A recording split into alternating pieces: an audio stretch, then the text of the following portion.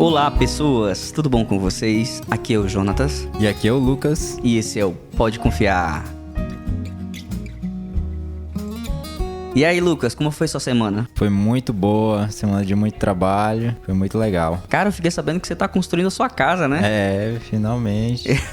Falta quanto pra você terminar? A gente tá fazendo a parte da cobertura, depois vamos pro piso, parte de encanação e tal, elétrica. Puxa, cara, que legal. Eu fiquei sabendo que hoje temos uma convidada mais do que especial. Isso. Quem é essa convidada? É a Juliane Ramos. Juliane Ramos, se apresente para nós. Oi, pessoal, tudo bem com vocês? Eu me chamo Juliane Ramos, sou a esposa do Lucas e hoje a gente tá aqui para compartilhar um pouquinho um tema bem legal. Qual seria esse tema, Julie? Então hoje a gente vai falar um pouco sobre vivendo na dependência de Deus. Vivendo na dependência de Deus. Essa palavra dependência é uma palavra bem peculiar. Como você nos define essa palavra? Se a gente for começar mesmo o conceito, a gente vai pro dicionário e vai ver que essa palavra tem significado de subordinação, de sujeição. Então a pessoa que ela é dependente, ela tem a necessidade de proteção. E tem até um termo que estava também no significado, que é o arrimo. Então é um lugar de apoio. Então a pessoa dependente, ela tem essa necessidade de proteção e de lugar de apoio. Essa palavra é uma palavra bem forte, né?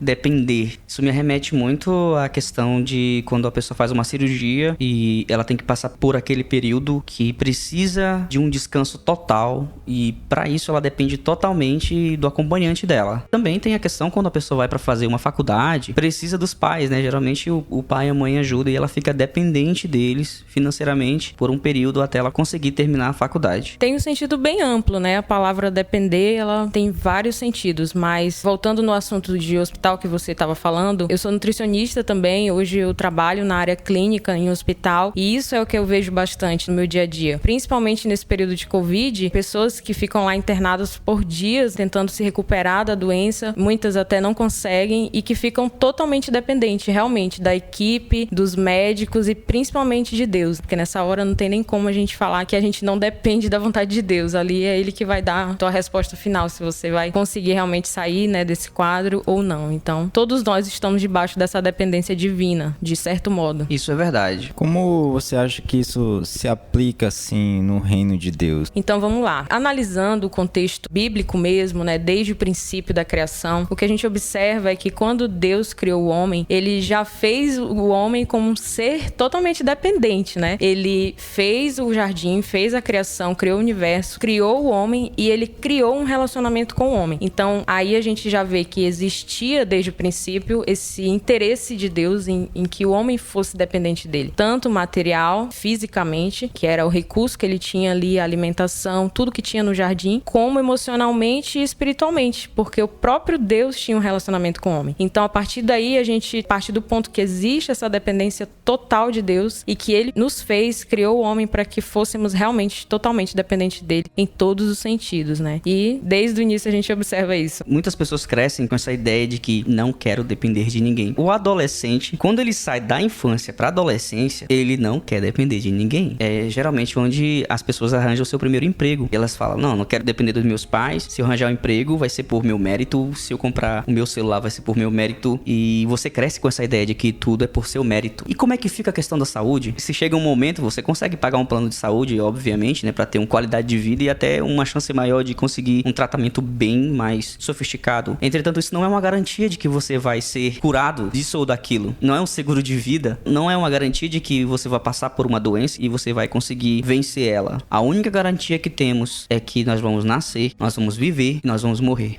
Esse período de tempo que a gente fica entre a vida e a morte, ele é um período incerto. Ele pode ser de minutos, de horas, dias, meses, anos. E o que determina isso, muitas vezes, são coisas que estão fora do nosso controle. E como é que fica essa questão da dependência durante a minha vida em relação a Deus? Como eu posso transferir esses problemas, essas dificuldades que eu passo durante a vida para Deus. Deus, ele nos fez corpo, alma e espírito. Desde o início ele teve esse interesse e tem esse interesse de que nós possamos reconhecer essa dependência dele. Então, até como você falou, trabalhar, se sustentar. Então, é o anseio de todas as pessoas serem independentes. Parece que depois que faz 18 anos a gente quer fazer tudo do nosso jeito e não, eu mando em mim. E, na verdade, o que Deus quer é que nós realmente cresçamos, a gente possa ter essa maturidade, mas em momento algum ele espera que nós coloquemos o mérito em nós, né, de tudo isso. Então ele quer que a gente retorne e reconheça que tudo que nós temos e tudo que nós conseguimos produzir vem da força que ele dá, vem da sabedoria que ele dá. Então essa dependência material que um dia a gente, entre aspas, conquista, na verdade vem de Deus, porque ele que nos capacita, ele que nos dá essa sabedoria. Ponto que eu queria mesmo frisar bastante aqui hoje é a questão da dependência emocional e espiritual. Porque hoje muitas pessoas têm se perdido nesse ponto de depender emocionalmente e espiritualmente de Deus. São muitas coisas ao redor, são muitas pessoas falando, são muitos amigos, entre aspas, que nem sempre são amigos, que nos rodeiam e que às vezes nós colocamos nessas pessoas e nessas coisas a nossa dependência emocional e espiritual. E aí a gente começa a entrar num ciclo vicioso de realmente achar que é isso que vai suprir a nossa carência, que nós dependemos dessas coisas e dessas pessoas, talvez até um relacionamento que é um pouco abusivo. Enfim, são várias coisas que podem nos roubar realmente essa dependência emocional e espiritual de Deus. E é aí que a gente precisa tomar bastante cuidado e ver como está a nossa dependência emocional e espiritual de Deus. Existe um ditado, na verdade, popular, que fala assim: se você não aprende em casa, o mundo te ensina. Então, se você não busca o aprendizado aonde deve ser sua casa, no caso, o corpo de Cristo, você vai aprender em qualquer outro lugar. E acaba que essa questão também da criação e a forma como que o caráter foi moldado, né, ao longo da vida e como a pessoa escolheu viver também, acaba às vezes afetando a forma como ela caminha com Deus, né? Por exemplo, por vezes, pessoas que caminham com Deus acabam se vendo como uma criança que briga pelo controle da televisão. Então, eu quero controle, é o meu jeito, é a minha força. Quem tem que estar com o controle na mão é Deus. Então, acaba sendo uma pessoa que ela deseja depender dela mesma e não de Deus. Deve ter um caráter formado, né? Como você falou, eu vou pagar minhas contas, eu não dependo do meu pai, nem da minha mãe. Essas questões de paternidade, às vezes, são levadas para dentro do reino, se elas não são curadas, né? E eu vejo assim, que colocarem essa dependência nas coisas, nas pessoas, né, emocional e espiritual, acaba que vai ser frustrado, porque as pessoas, elas erram, né? Elas são imperfeitas e as coisas também quebram, as coisas falham, nos decepcionam. Então, quando a gente deposita toda a nossa confiança e dependência emocional nas coisas e nas pessoas, a gente está fazendo da forma errada. E a gente vai se frustrar com toda certeza. E isso pode nos paralisar. E esse é um ponto bem complicado. Isso é um perigo muito grande e foi algo que eu aprendi da maneira mais dura possível. Eu entrei em um relacionamento pensando que aquela pessoa era a pessoa certa, a pessoa ideal. E o que eu fiz foi um erro. Olhar para essa pessoa e depositar toda a minha confiança nessa pessoa ao ponto de endeusar essa pessoa. E esse é o problema. A culpa não é dela, a culpa é minha. De colocar aquela pessoa em um pódio na qual ela não pertence, que é o lugar de Deus. Colocar essa pessoa no lugar errado. E quando você faz isso, você acaba se decepcionando. E aí você se vira contra Deus e fala: ah, Senhor, eu fiz tudo certo, mas aí deu errado no meu relacionamento aqui. Então quer dizer que o amor não existe, Deus não existe, e aí você joga a culpa em Deus e vai fazer merda. É, realmente, como você falou, né? Coloca tudo naquela pessoa, cria todas as expectativas possíveis na pessoa e acaba que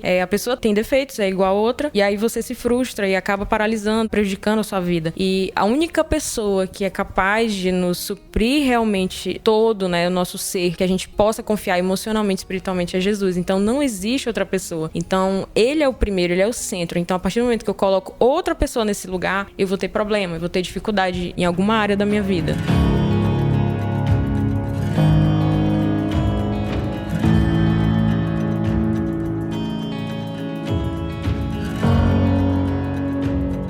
Em João 11, a partir do versículo 17, você vai ler a história de Marta e Maria, quando Jesus foi ressuscitar Lázaro. E aí, quando Marta encontra Jesus, diz assim: se o Senhor estivesse aqui, o meu irmão não teria morrido, mas também sei que, mesmo agora, tudo que o Senhor pedir a Deus, Ele concederá. Jesus disse a ela: o seu irmão há de ressurgir. Ao que Marta respondeu: eu sei que ele há de ressurgir na ressurreição no último dia. Então Jesus declarou: eu sou a ressurreição ressurreição e a vida. Quem crê em mim, ainda que morra, viverá. E todo que vive e crê em mim não morrerá eternamente. Você crê nisto? E Marta respondeu, sim, Senhor. Eu creio que o Senhor é o Cristo, o Filho de Deus, que devia vir ao mundo. Me chamou muita atenção essa história de Marta e Maria, devido ao fato de que elas estavam ali passando por um momento muito complicado. Elas tinham perdido uma pessoa importantíssima, que era o irmão delas, e que era muito amigo de Jesus. Elas eram amigas de Jesus, e de repente Jesus sabe a notícia. Se você for ler todo o contexto, você vai entender a história. Jesus sabe a notícia de que Lázaro morreu e ele só vai 2 dias depois. Qual seria a nossa reação? Se fôssemos nós ali, o que será que a gente falaria para Jesus? Talvez irado, falaria, mas você é amigo e não veio antes, e criticaria e falaria. E nesse momento, Marta, e mais adiante você vai ver também que Maria afirma isso, elas têm um total equilíbrio sobre suas emoções, depositam toda a sua confiança em quem Jesus é e o que ele pode fazer. E não ficam se lamentando pelo fato dele só ter ido 2 dias depois. Elas acreditam no poder que ele tem para poder ressuscitar Lázaro. Assim, me chamou muita atenção essa história, devido à confiança, às emoções e tudo que elas depositaram em Jesus nessa hora. Jesus é 10. Jesus Muito. é 10.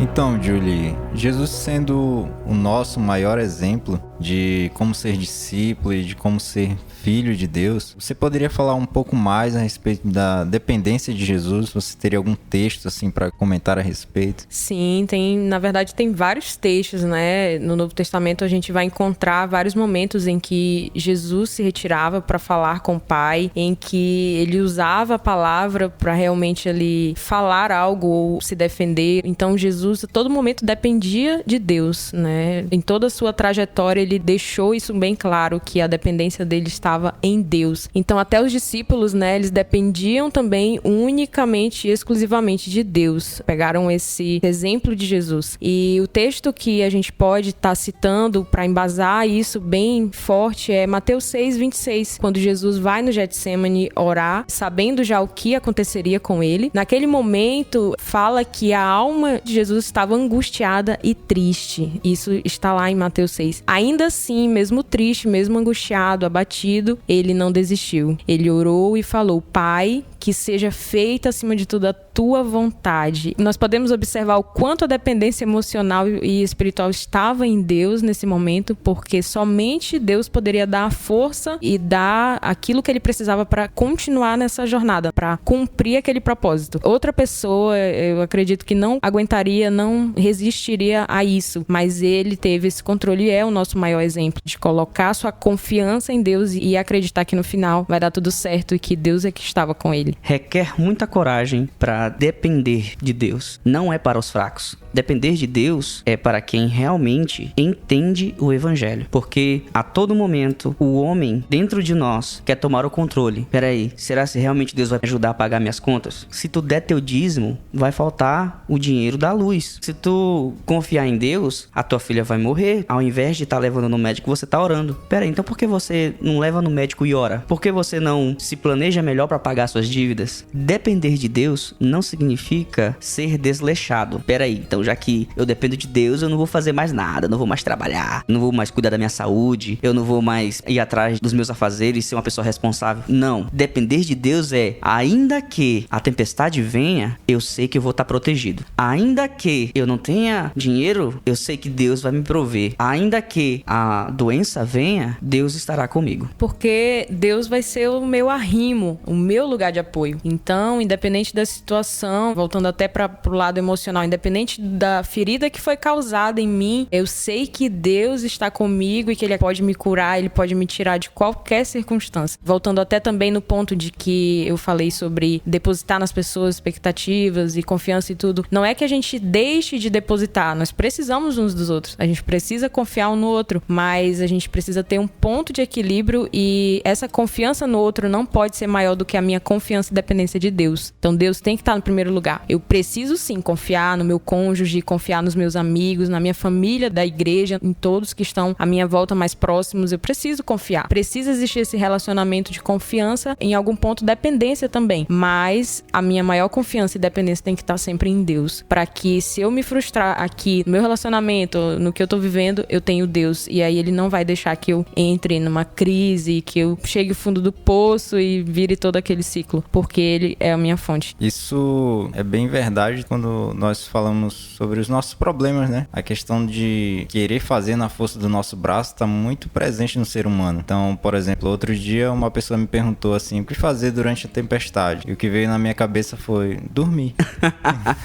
Você dorme. Só Jesus dorme. estava no barco dormindo e a tempestade rolando e os discípulos com medo. Eu ouvi uma vez que você só tem autoridade sobre a tempestade que você consegue dormir. Uau, essa é forte. A confiança tá em Deus. Ele fez todas as coisas, então ele tem poder sobre todas as coisas. Eu sou filho dele. Então, quando uma criança pequena, ela recorre ao seu pai. Por exemplo, meu pai, ele era o homem mais forte. Ele batia no Superman, no Hulk. Ele levantava qualquer peso, entendeu? Então, Deus é muito mais. Tenha controle sobre as suas emoções e dependa de Deus. Acho que lançar, né, todas as emoções e sentimentos em Deus. Quando a gente consegue fazer isso, a gente consegue dormir realmente na tempestade e ser mais dependente de Deus. Muito obrigado por ouvir esse podcast. Galera, vocês estão sendo muito 10 ouvindo sempre. A gente tá vendo que o podcast tá crescendo mais a cada semana. Fiquem ligados que a gente vai trazer muitos convidados. Obrigado por ouvir este programa. Até a próxima semana.